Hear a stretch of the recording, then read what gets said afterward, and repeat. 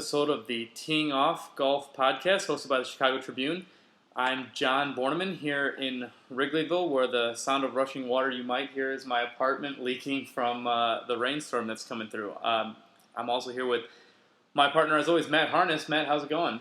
Good. Do we have FEMA on speed dial? I think it's mostly slowed down for now. I got a couple rags pushed in the holes, but as you said, I guess you get what you pay for in the Wrigleyville apartments here. Yeah, right. But no, I think we'll be okay. Well, at least I'll be okay. I'm only going to be here for about an hour. But yeah, no, it's good to be back talking golf. It was sort of a nice holiday weekend, getting over the disgrace that we both put upon Rich Harvest Farms on Thursday. We took a couple days off after Western Amateur Media Day because of the 4th, and the end results being that we have a lot to get to today.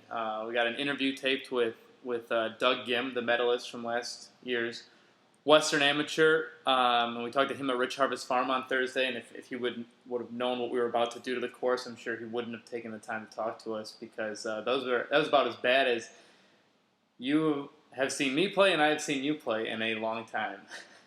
It was that may have been one of the worst scores I've ever shot, and I don't even want to add it up. I know. Right, we didn't add them up even. I tore the card up into 10 pieces at least. Did you set it on fire?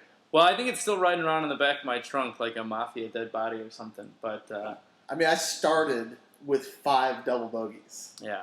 Well, when did we make a par for the first time? It was on the back 9. It took a while. It was, but given that I'm now 40 years old, I can recover a little bit easy. I certainly was sort of laughing at my own expense throughout the round, and the caddies were laughing at our own expense too. 15 years ago, there might have been 6 or 7 broken clubs. I mean, if Robert Streb thought it was bad losing a putter, me playing the last hole with just maybe like an 8-iron.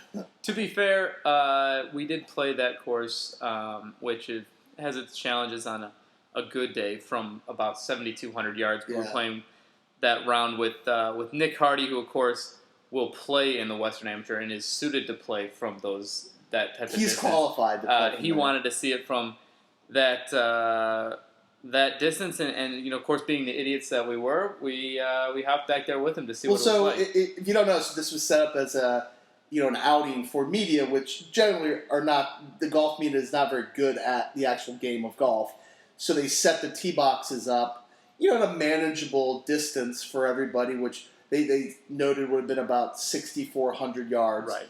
And that golf course still plays long because most of the shots to greens are all carries. It's all, carries over bunkers. So it plays longer than that distance. So as we pull up to the first tee box, which is the second hole of Rich Harvest Farms, we wonder where is Nick and Steve from the WGA who we played with.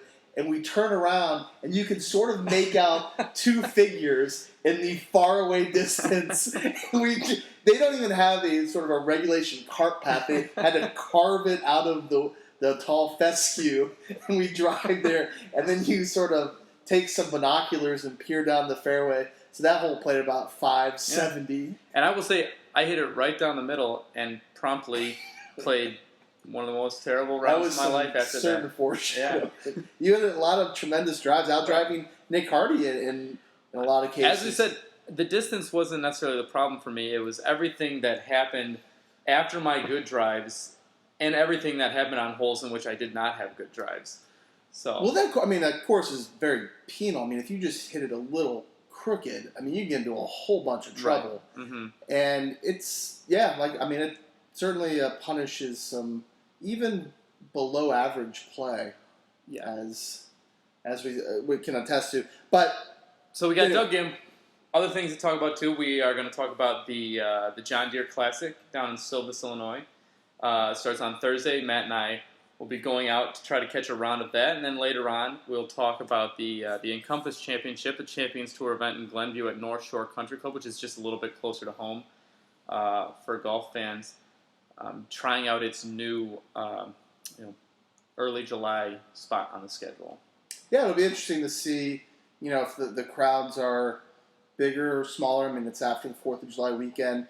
Maybe there are some people that are staying and that came back to visit family, maybe stay a little longer to go to the tournament. Who knows? I mean, but we'll get to that later. There's a lot of news with Encompass. We'll start with the John Deere Classic. I mean, and of course, the big reason, if you haven't heard, the big reason that we're going out there, Jordan Spieth.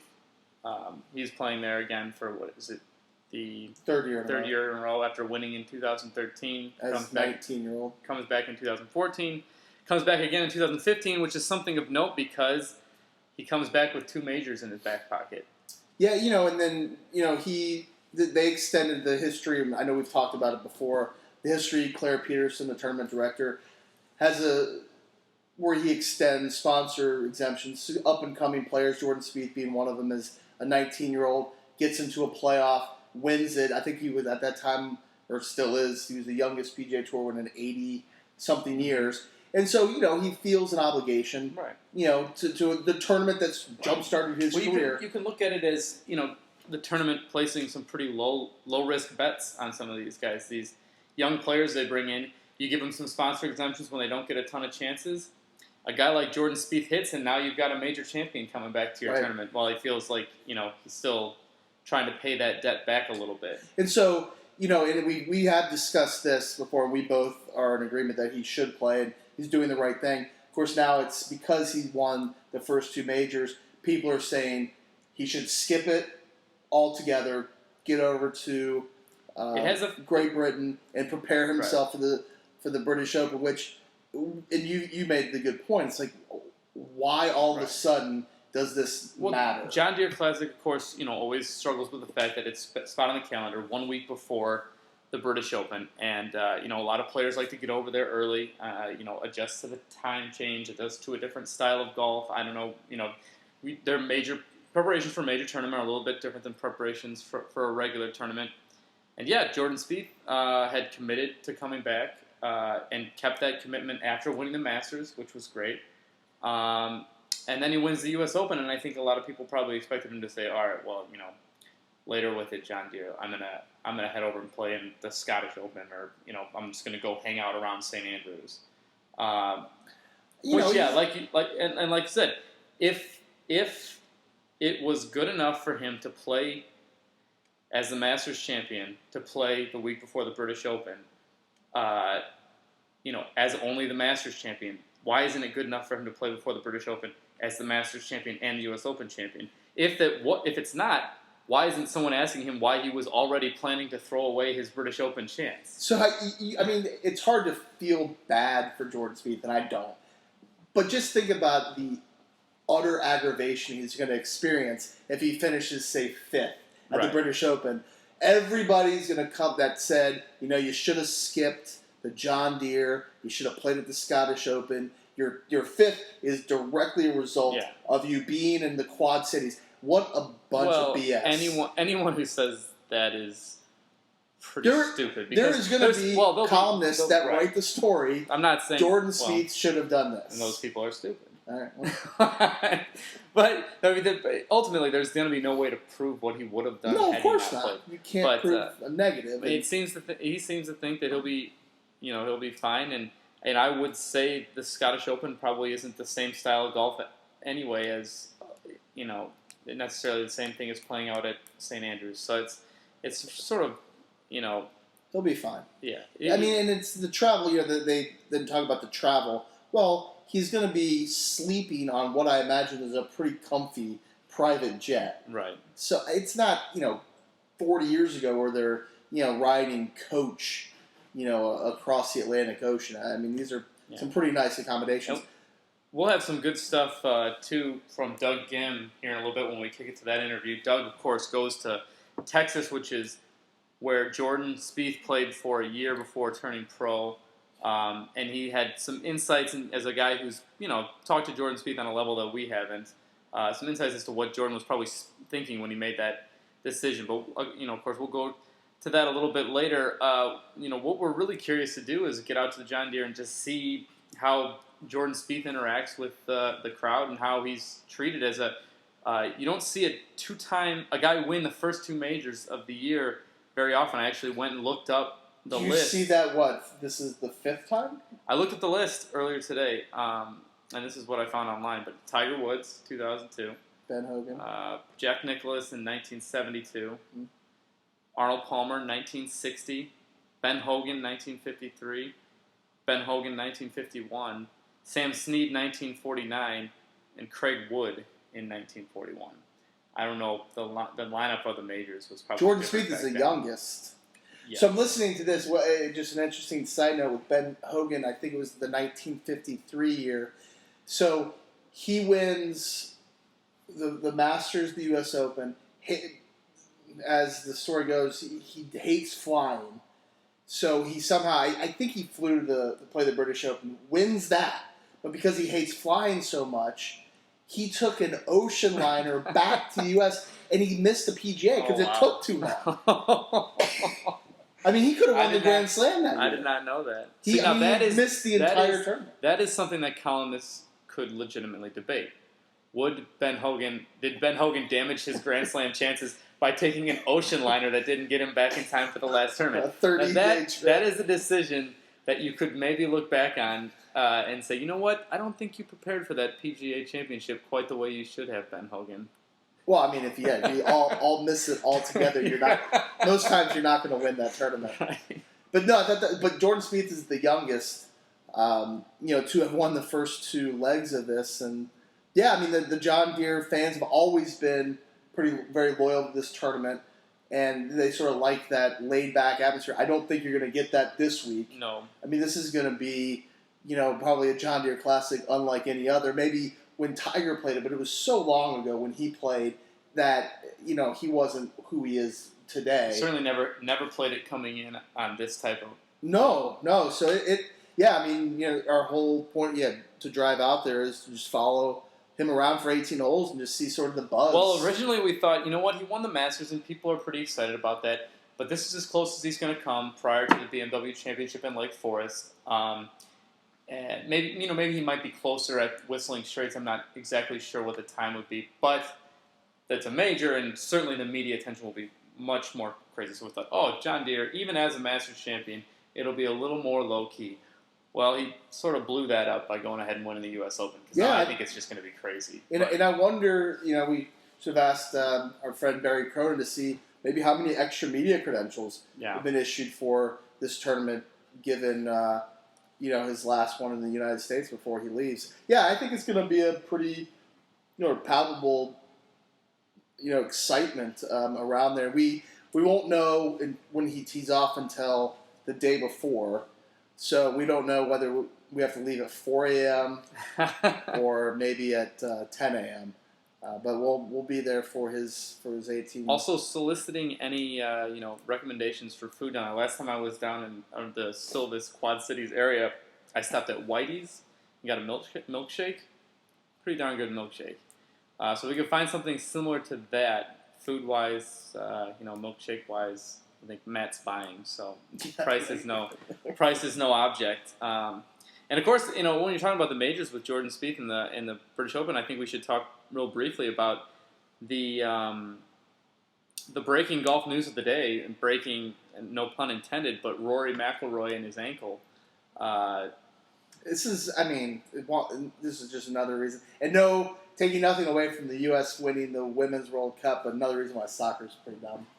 Soccer's pretty dumb because you might roll your ankle playing it and miss the British Open at St. Andrews. I don't think the vast majority of us are at risk for that. But Rory, I'm just joking. The British Open at St. Andrews. I mean, you would have thought Rory. I think that he and Spieth were co-favorites, and of course Rory shot that first round 63. I think last time it was at St. Andrews, which he promptly followed up with an 80, but he recovered with a 68 and a 69. I think finished the 80 third was place. Shot in about 100 mile an hour winds. I think he shot. Yeah, I think he still finished in third place with an 80, which is pretty darn impressive. Yeah, no, I'm kidding. I mean, it's again, people debate should professional athletes have fun with themselves, with their life outside of whichever sport, and of course they should be able to. I mean, this is a freak injury. That happens, and they were even saying it's maybe not as bad as it sounds. They need they use the word rupture, and it sounds really, really terrible. But from reading it, it sounds like it's a ligament that's very commonly strained and sprained, and it's probably. I mean, he's in a walking boot now. I saw some speculation that maybe it could be season-ending, but I wouldn't be surprised if that was the case. We were trying to think, quickly, will he be back in time for the BMW Championship? Given that he'd probably have to play a time or two before then to qualify points-wise. I imagine. Well, yeah, I don't know. Once you get in those playoff events, you can't skip. Yeah, that's true. So yeah, it's pretty bad timing for sure. But I'm sure he has I imagine some of the best doctors looking after him.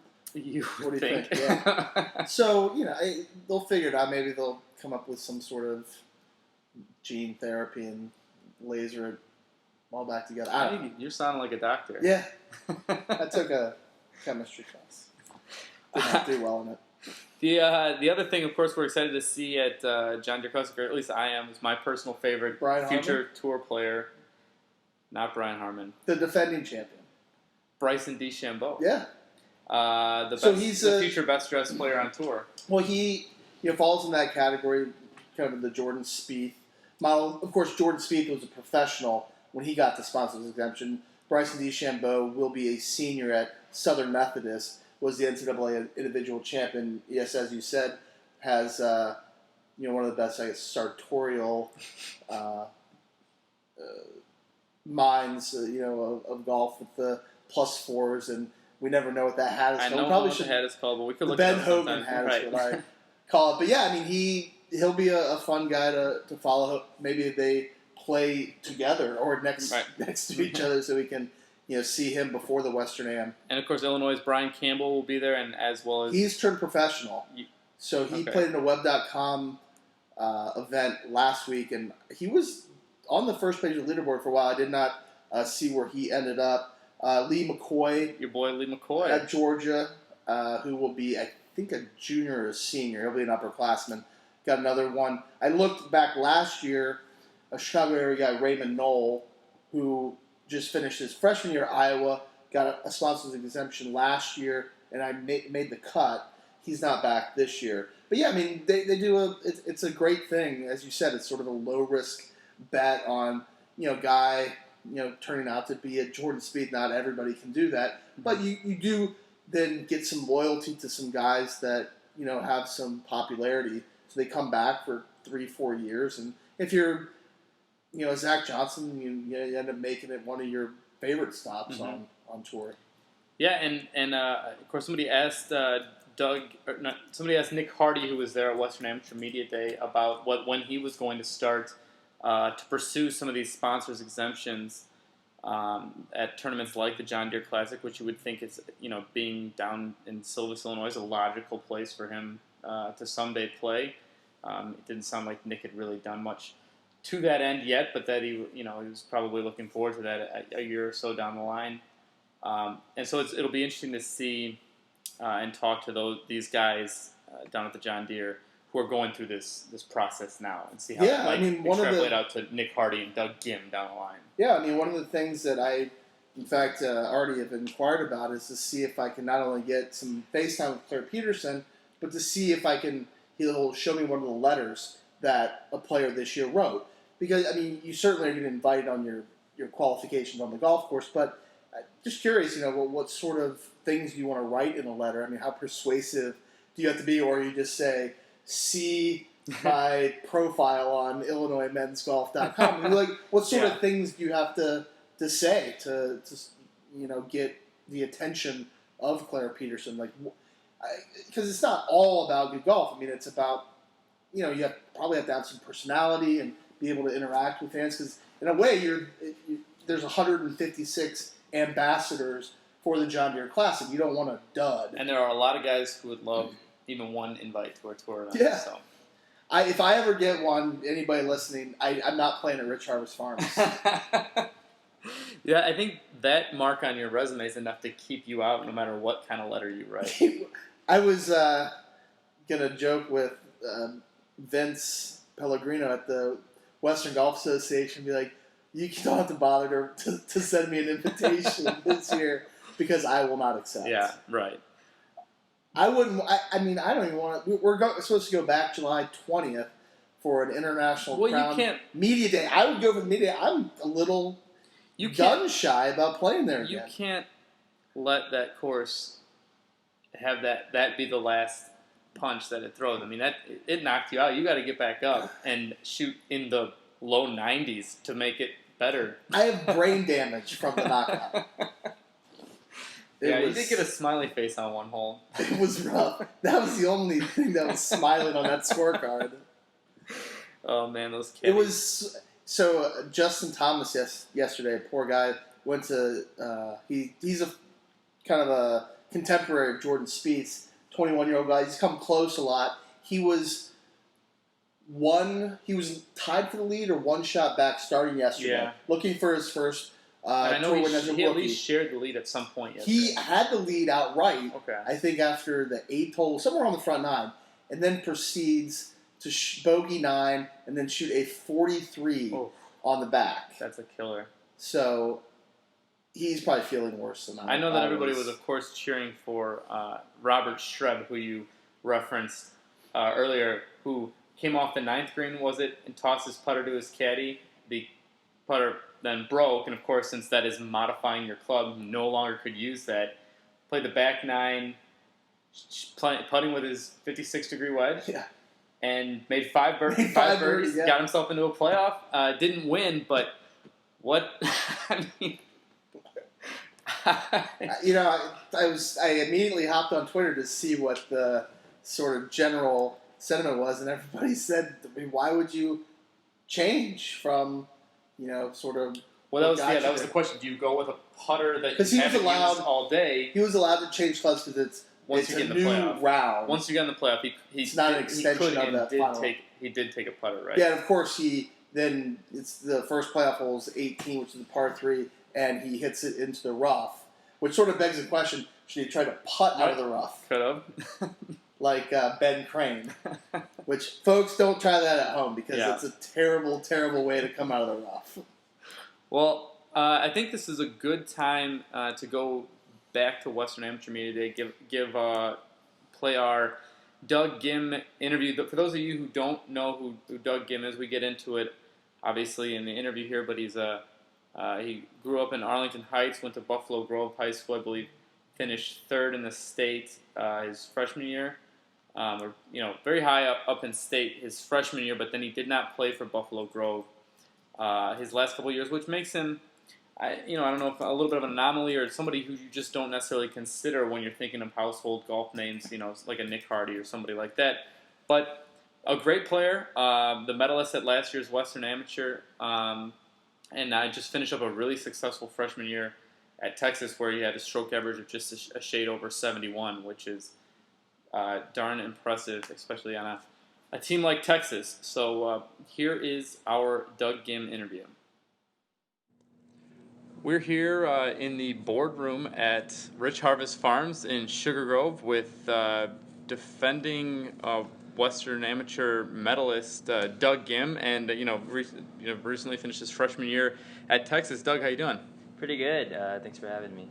Yeah, we're excited to get a chance to catch up with you. I feel like we haven't really talked to you all too much, despite hailing from Arlington Heights and attending the Buffalo Grove High School. It's always great when amateur golfers from the area go on, play at a really high level. Well, I remember when I last talked to Doug, it was at the NCAA Nationals, and part of the conversation was about representing the Chicago area and showing the rest of the country that people from a cold weather climate can actually play some good golf.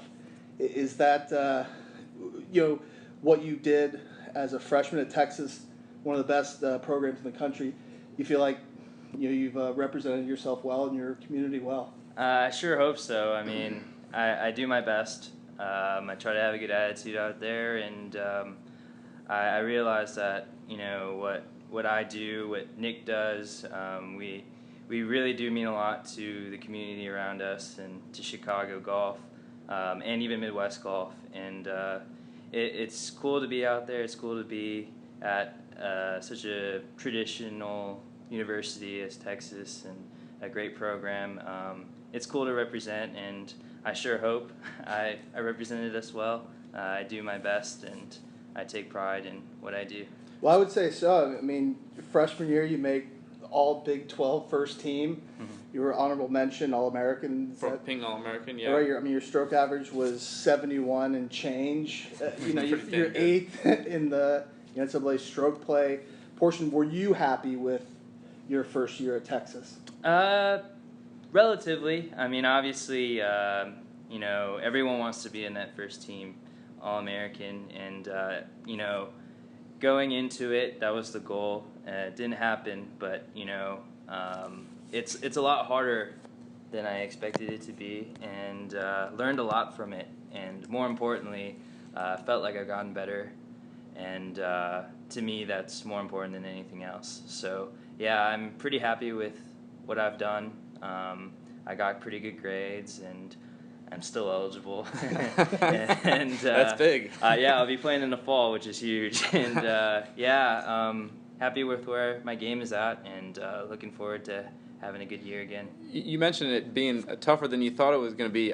You just look at your own team. Bo Hostler, teammate of yours, was first team All-America. Scotty Scheffler, second team, and Gavin Hall, a teammate of yours, honorable mention. So that's 4 people on the All-America team in some way. What the heck are Texas practices like? I mean, how how tough are they? They're competitive. But that's why you wanted to go there, I imagine. Right. I wouldn't trade it for anything, because being with those guys and not just practicing with them, but talking to them, what their perceptions of a schedule should be like, or how they approach a golf course, how they even eat, how they handle coursework and everything. You learn a lot. You learn a lot from being around Bo. You learn a lot from being around Scotty and Gavin, and it's cool. For most of my life, I've been kind of doing my own thing, and didn't really know how other people handled the same situations that you do, and to travel with a bunch of guys who handle laundry, handle doing papers at night and stuff like that. You learn a lot, and it was really cool. I mean, practices, especially in our team, everyone hates losing to each other, because we go out to every tournament, and all 4 of us want to win. No one wants to be the guy that's just like the supporting actor. Everyone wants to be the next breakout guy that, is on the paper the next day, and, it pushes us. We push each other to be better, and it's extremely competitive, and I think for us that's a great thing, and we're just going to continue to push each other until we get to the tour. Well, so you mentioned about everybody wants to be, in that headline, and I don't know how much coverage you guys get at Texas, but, Jordan Spieth, Texas golf has always been good, but he certainly has maybe put it more in the spotlight. Have you found that you've been covered more because of him? I mean, are people paying more attention to the college golf team? I think people are starting to pay more attention to us. I mean, when you think of UT athletics, you think of football. Right, I mean, right. Mac Brown and Vince Young and all those guys, that's the immediate thing. And, basketball is starting to get real good. But I feel like nowadays the golf team is getting a lot more, recognition for what we've been doing. When we come back from tournaments, we win. Like, they treat it as a big deal, and it's cool. I mean, we had like a amazing run. I think we won like 6 out of 7 or something in the spring, and we didn't have the greatest of fall years. We did win one tournament, but it wasn't exactly what we had expected. We were ranked number 1 going in, I think, and we all expected great things in the fall, and we were all learning. I mean, we had 2 freshmen on the team, me and Scotty, and we were still learning the ropes. And Bo didn't show up to the first tournament because he had obligations to go to Japan for the United States for the Eisenhower Trophy. So things were shifting, but then when we got to the spring, we clashed together pretty well, and we got a lot of recognition. Around town, everyone knew, and we do have the Longhorn Network, and they would come and stop by. Bo won, Scotty won a couple of times, so they got to go over there, and it was really cool. It was a fun ride. So, on a competitive team, has Bo ever, bragged about the fact that he knocked you out of last year's Western Am? Well, Bo will never talk about it in front of me, I don't think. I mean, right? That was a close match. It could have gone either way, and then who knows what happened. I mean, speaking to other people, I mean, yeah, I'm sure they say that he has talked about it, and so it's one of the tougher matches he's ever played. But, that bunker shot I hit in 17 against him was probably one of the shots I'll remember for the rest of my life. And that whole back nine, really, I mean, we were trading punch after punch. I mean, it looked like I was gonna win the match, then it looked like he was gonna win the match, then it looked like it was never gonna end, and then it was a fun one, and I'm proud of how I fought against him. He was playing great, and I was playing pretty good too, and it's a shame that it ended, but someone had to win. Yeah.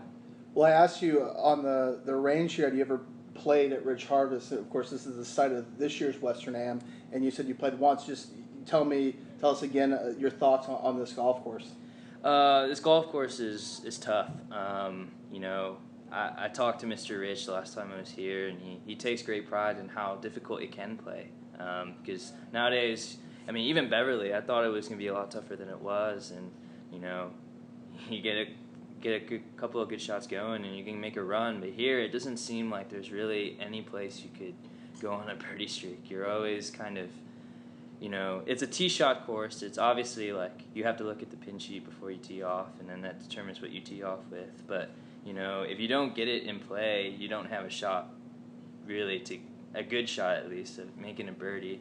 Then you're trying to leave yourself in a spot where you can get up and down for par. So it's like it's a tough golf course. The guy that's most mentally tough and also physically tough is going to win, and it's going to be pretty difficult. Well, they said a lot with the U.S. Open being at Chambers Bay. It was a sort of an unfamiliar golf course for a lot of people, and Mike Davis said you want to come out here mostly because you want to see where the lines are off the tee.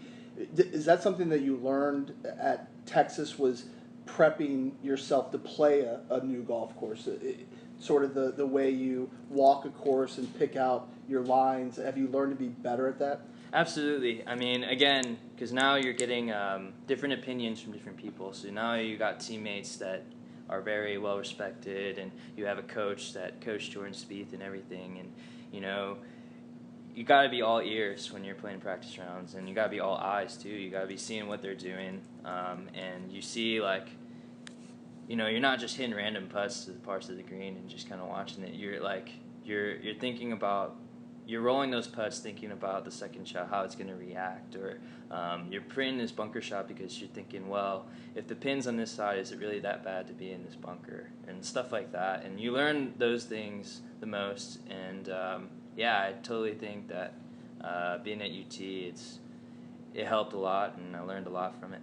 Matt and I have talked, one of the reasons, I'm not sure, we don't always think of you when we're thinking about area golfers, and maybe your name isn't as out there in terms of area golf fans, is because you didn't play for the high school team. We played one year, freshman year. But the last 3 years, and you mentioned yourself that you were kind of on your own.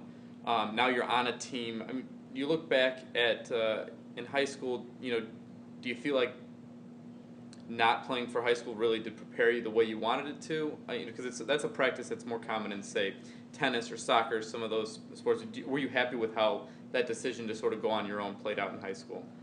I mean, I wish I could have played for the team.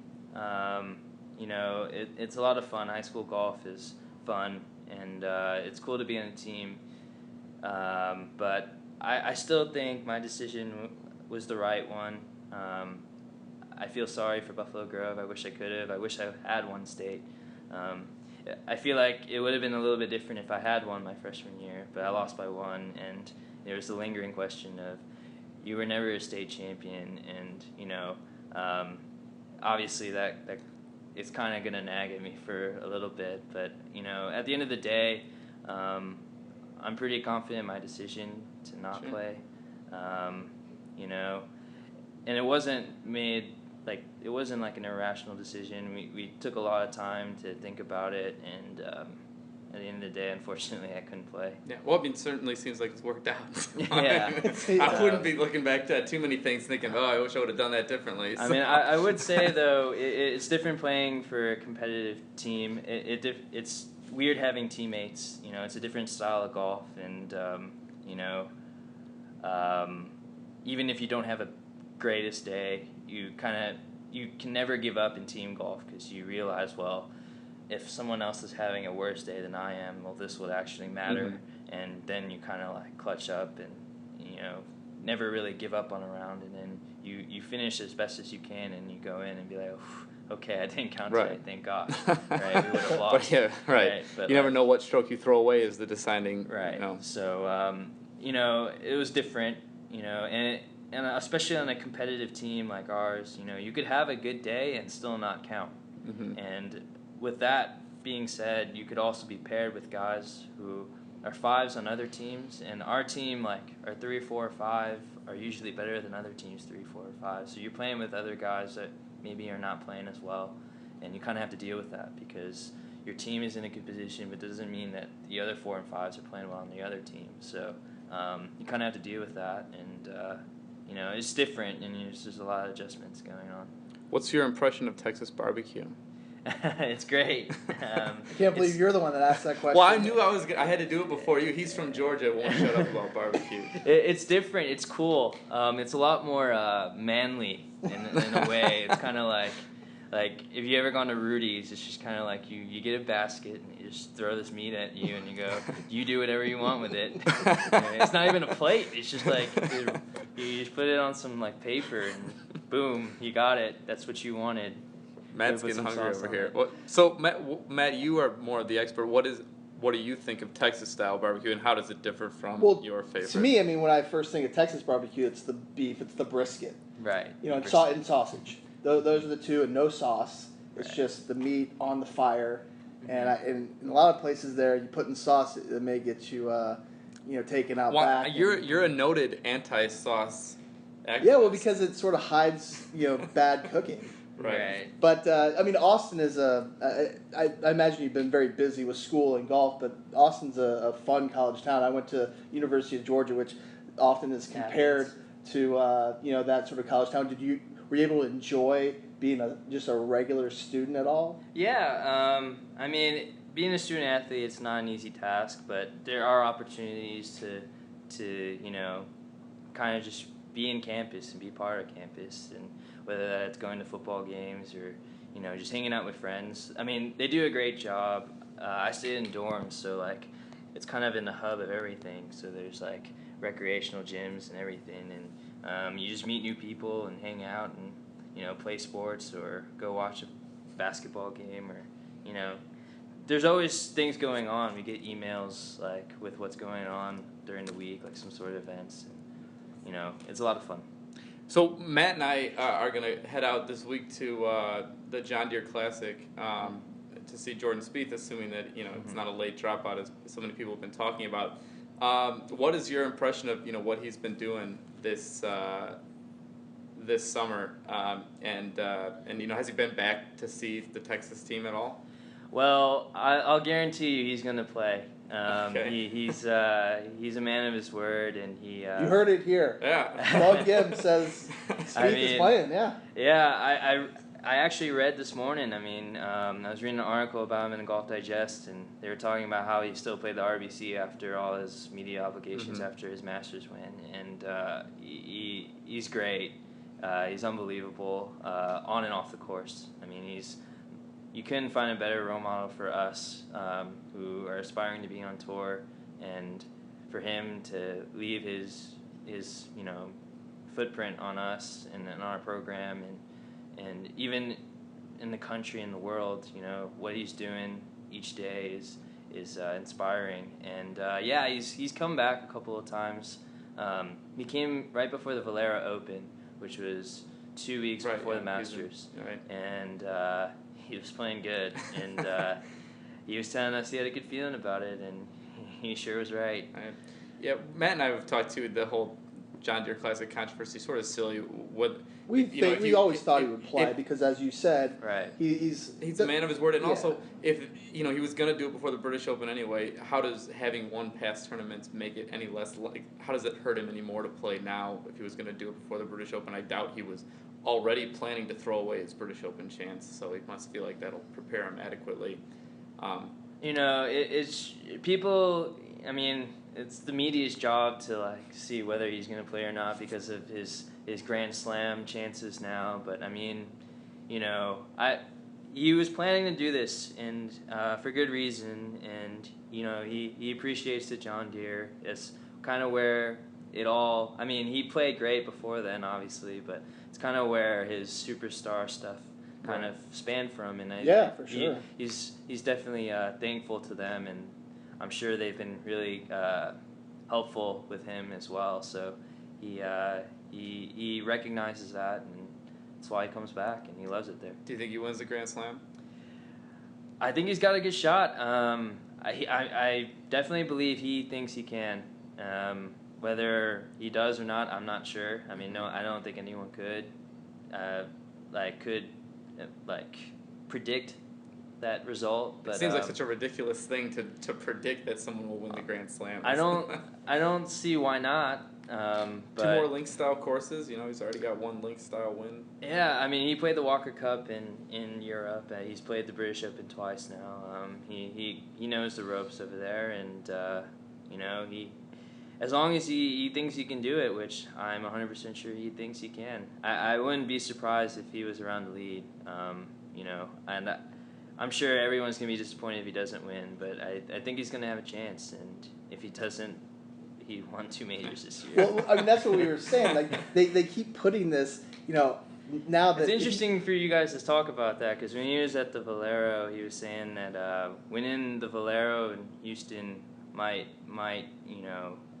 put a lot of pressure on him to win the Masters, and he was saying that because we were asking him if he wanted to win, and he was like, well, I'm not sure, he's like, yeah, it would be great to win, but he said it might put some pressure, and sometimes he didn't win those 2, and he won radar, Masters. yeah. So. Well, I mean, just winning 2 major tournaments is a great career, and he's done it this year. A short span of time. Yeah, and it's sort of a shame that we'll I guess lump ourselves into this media that they say if he doesn't maybe win the Grand Slam, he might be disappointed. It's like, that's ridiculous. I mean, it's hard enough to win 1 major. He's won 2 already in the same year. I mean, he's had a pretty darn good career that most people would say, I'll retire right now and be happy with it. But I know that's not but knowing Jordan, he's kind of put the last 2 majors behind him. I mean, he wants to win every tournament he's in, and that's the kind of guy he is. He doesn't go into a tournament thinking he's not going to win. Yeah. And he's expecting to win, and if he doesn't, it's just another week in the office, and he'll be back at the PGA and try to win that one. Well, back to you. I mean, what is the rest of your summer schedule here? You got the Western Am, which is later this month. Mm-hmm. I'll be playing the Players Am next week in Berkeley Hall by Hilton Head. Yeah. And then I'll be playing the U.S. Am at Olympia Fields. And, looking forward to the rest of the summer. You don't get many opportunities like this, especially how the tournaments had ended up, Olympia Fields and Rich Harvest, back-to-back weeks in Chicago, really, and being a Chicago kid, I'm sure Nick feels the same way, and other Chicago AMs feeling the same way, but, we don't get this opportunity often, and to win in front of a home crowd would be great. Yeah, I always consider, sorry, John, but I always consider, certainly the U.S. Am is considered a major, on the amateur level. I consider the Western Am maybe a better tournament, better field, deeper field. I mean, you have 2 major tournaments, like you said, in your backyard. That's probably a once-in-a-lifetime opportunity. Yeah, we definitely consider this. I honestly think this is the hardest tournament to win in amateur golf. I agree. I don't even know if you put PGA Tour pros in the mix here and if they would win, because it's mentally and physically grueling. I remember, because I was coming off of Pub Links, which I made it all the way to the final, and that was a grind, and to come back, and we went to Porter Cup and came right here, or right to Beverly, and I lost the bow, and I remember losing sucks, and you obviously want to be playing the next day. But I remember trying to get up the next morning. And I was like, you know what, Bo, have a great time. Right. I hope you win. For those who don't know the format, it's 72 holes of stroke play. 72 holes of stroke play. Cut play. after 36, and then there's a cut to 16 after 72 holes, which the third and fourth round are played on the same day. Right. 36 so then the next day, you play a Sweet 16 in the morning. If you advance, you go to the quarterfinals. And then if you win the quarterfinals, the next day is semifinals in the morning and finals in the afternoon. So if you're going to the finals, you're playing 36 holes a day for 3 days in a row. 3 days. And the worst is, because when you're playing the USAM, it's kind of a similar thing. You play 36 holes on 2 different days, and then they cut to 64. Then you play 18.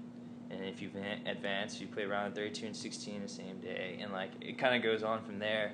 But the thing with the Western Am, because in the USAM you're not guaranteed to play all those 36 holes. You could play more, but most of the time you play less. So if you win your match 3 and 2, you only played 16 holes. But with the Western, you're playing 36 holes in the third and fourth round with the cut in mind.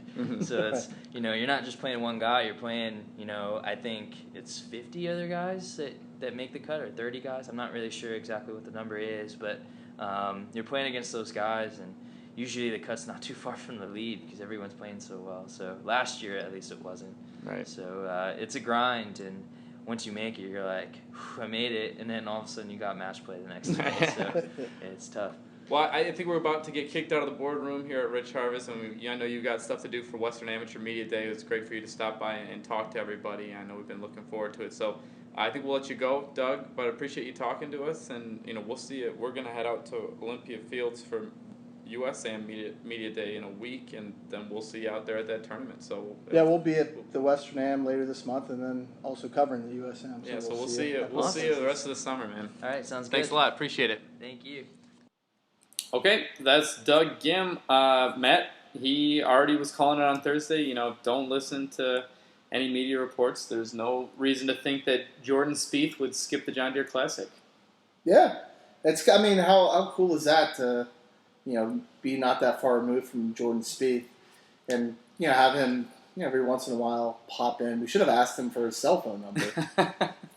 Yeah, I'm not sure. Maybe Doug doesn't even have that, but we have still more golf news. This weekend, Friday, the Encompass Championship at North Shore Country Club. I know we've been working on our previews for that tournament this week. I've been writing about defending champion Tom Lehman, who is averse to cell phone calls. Been quite elusive. Right. And Matt, you've been writing about the North Shore itself, and in the small sample size, a couple of close finishes that we've seen at that tournament. Yeah, that's probably an understatement. Yeah, it came down to the last putt on the 54th hole 2 years in a row. Craig Stadler makes it for par to beat Fred Couples, and then Tom Lehman makes a birdie to beat Michael Allen. And the general consensus, aside from the fact that it's just 2 years and you can only put so much stock in what happens 2 consecutive years, is that the reason Encompass has been such a close finishing tournament is that the course just isn't all that hard. For players of that right. caliber. The fairways are pretty generous. There's not a ton of rough. I think the greens are tricky. There's some subtleties to them, but they roll so well. Yeah, right. As these players said, I think it was Michael Allen, who you spoke to, who finished second last year, who almost holes out for eagle on the 54th hole, which would have forced the playoff. He said there's about four or five holes where you say, okay, par is a good score. Right. The remaining holes, we should make birdies. Yeah. That's what you're going for. So the winning score this year was 15, or last year was 15 under in 3 rounds. They're making a lot of birdies out there. Yeah, and as Alan said, he's sort of was the player who spoke the best on this subject. They give us the best insight into what players are expecting from hole to hole. It's a course where it's just, and we've heard this before, it's just out there in front of you. You see that you need to hit a good tee shot, you need to hit a certain type of tee shot, and once you do, the hole is pretty much open to you. Yeah. You keep it below the hole so you have a manageable uphill putt. and you should have no problems. And it's not that long. I mean, even for these Champions Tour players, I mean, they're hitting the ball far, and this is not a very long golf course, and it's flat. And as you said, I mean, after that tee shot, I mean, they're firing at pins for the most part. Now, I mean, there are some holes where you want to be a little careful because if you do miss the green in the wrong place, just like anywhere else, I mean, it's going to be hard. Now, the focus kind of was on 16, 17, 18, 16 being a long par 5 for really a lot. Most players, even on the PGA Tour, it's about 580 from the very back. And it's sort of a tricky-ish tee shot. It's a slight dogleg left. And, of course, if you go too far left or even too far right, it makes your layup shot difficult. Michael Allen said, if they scooch the tees up a bit, he went for it. He hit driver hybrid. He knocked it on the green. But for most of these players, I talked to Fred Funk, who's been sort of notorious for being straight. I guess not notorious is not the right word, but known for being straight but very short. He said it's a legitimate par or a 3-shot par 5 for him. But so that starts. Players are looking to make birdie there. Then 17 is about that's 200. That's a tough par 3. Yeah, and that's the hole that both Michael Allen and Fred Funk said that's sort of the key hole to that last stretch is if you get away with a par, you possibly could pick up maybe a half shot on the field there. If you don't make birdie on 16, you may lose a shot. But 17 is that key one that you want to do no worse than maybe bogey even. I mean, because if you miss it in the wrong spot on that green, I mean you're going to have a very tough shot. Then 18 is 415-yard par 4. Again, just put your tee shot in play. You've got a little. The back right pin, can be maybe sort of a sucker flag because if you miss it right, you short side yourself. But Stadler misses it in the bunker, and he gets up and down. Yeah, makes a 12. Couples was in that same bunker and didn't get up right. and down. So it was poured 50-50 at one tournament. But that was 2 years ago. And Allen made a point to stress that above the hole on 18 is really dangerous, really treacherous. I think Kirk Triplett was up there playing with Lehman, tied for the lead in the final round last year, and he had a putt that he really had to be careful with. And he didn't make his putt. Lehman putting 15 feet below the hole runs it in to win the tournament. So even then, you put your driver in the right position. You've got a short iron. Michael Allen had a 9-iron in that he almost holed. And you put it below the hole. Again, that's you go A to B, and it leads to a good birdie opportunity, and that makes the Encompass not unlike the John Deere Classic. If you listen to the podcast regularly, you hear that when we play the interviews from Brian Harmon when he came back to John Deere, he says, "Since when is our low scores in birdies bad?" I mean, those low scores. He says it doesn't necessarily mean the course is easy, but these guys are good enough to follow the game plan or follow the route of the course in the way it needs to be played correctly. And I think with North Shore being one of those old school courses, I think that's sort of what we see. Yeah, I mean, what you said, and with it's been very entertaining. I mean, what more do you want when you watch a basketball game? Is you would like it to come down maybe to that last possession, however you get there. But you want it to, or a football game, team has the ball, trying to kick, the winning field goal or scoring the touchdown. I mean, the Encompass does this. I mean, 2 years in a row. Not to say that it's going to happen again, but I would probably, wager that, the back 9 it will be very wide open. Mm-hmm. Probably 5 or 6 guys, if not more, probably have a chance to win that tournament, and that makes it exciting. Who are you looking at as guys who have a chance? I mean, it's Bernhard Langer. I feel like he's won 15 times this year. I'm surprised he hasn't won that tournament. Montgomery. I'm surprised he hasn't won that tournament yet. So he's the kind of guy that you wonder, what's going to happen to him next year when they take away that long putter of his. Mm-hmm. But so anyway, guys that Fred Couples was confirmed Friday. As always. Fred making us all wait to see if he's going to come play. But he's always a fan favorite. I don't think he hasn't played. This will be his 4th Champions Tour event. He missed last year's with back problems. Right, his 6th overall, so he just hasn't played a whole lot. So I don't give him much of a chance. But, again, who knows? Maybe he's been holed up at, practice facility. That doesn't seem like Fred. That doesn't seem like him at all. But, I guess, if I'm, laying some money on Colin Montgomery. I think is playing as well as anybody. I mean, he's leading the Schwab Cup standings. Tom Lehman, Bernhard, a couple Langer. of top 5 finishes. Jeff Sluman, couple of top 5 finishes. I think he had a tied for 6th and tied for 3rd in his 2 years. Jeff Sluman, of course, being from Hinsdale or living in Hinsdale. So he's from pretty, New York. Right. But pretty local guy. How about a name, a guy like Lee Jansen, who's in his first full year on the Champions Tour?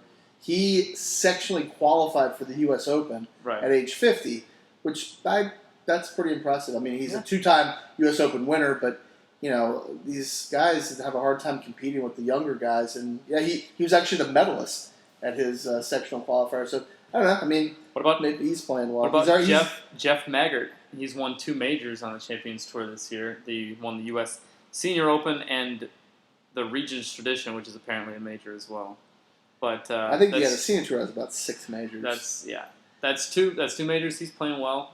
So if you want to look at some other names, you pick up a copy of Pioneer Press. Well, yeah, we'll put some names in there. One. I apologize to any Russ Cochran fans, but I think he got squeezed. I was given 8 names, and then when Couples makes it, so Russ Cochran can blame Fred Couples for getting bumped from. Well, he probably appreciates not having to be on that, Pioneer Press spotlight that we shine on these guys. I mean, he can fly under the radar as he. It's intense.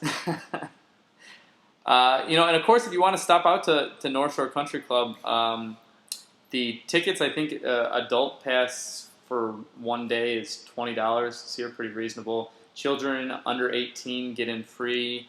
Military, retired and active get in free, as well as your guest if you bring your military ID. So it's a fairly reasonable way to watch some pretty high-level golf over Friday, Saturday, and Sunday. And really, I mean, if you're a golf fan, I mean, this could be maybe not your last chance to see the Champions Tour, but at least in this incarnation, Encompass is gone as the title sponsor, and North Shore Country Club is in its last year of a 3-year run as the host. So they're looking for everything. Right. So Fred Funk, when I spoke to him, said, you know what, finding a golf course, especially in Chicago, not a big deal. It's like, we wouldn't be worried about that. It's like, but now you're 1 year out from a 2016 tournament, having not found a title sponsor is worrisome, and he would be, upset or disappointed if Chicago area lost. It sounds like there's a very real chance that there will be no Chicago Champions Tour event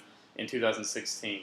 And of course, when we talk all the time about, where would the PGA Tour come in Chicago, the list of courses that can handle a PGA Tour event is quite a bit smaller than the list of courses that can handle a Champions Tour event. It requires some infrastructure, but not quite on the same level as a PGA Tour event. So their courses are out there, but it doesn't, unless someone comes in and swoops in the last hour here, it doesn't seem like they're going to have one.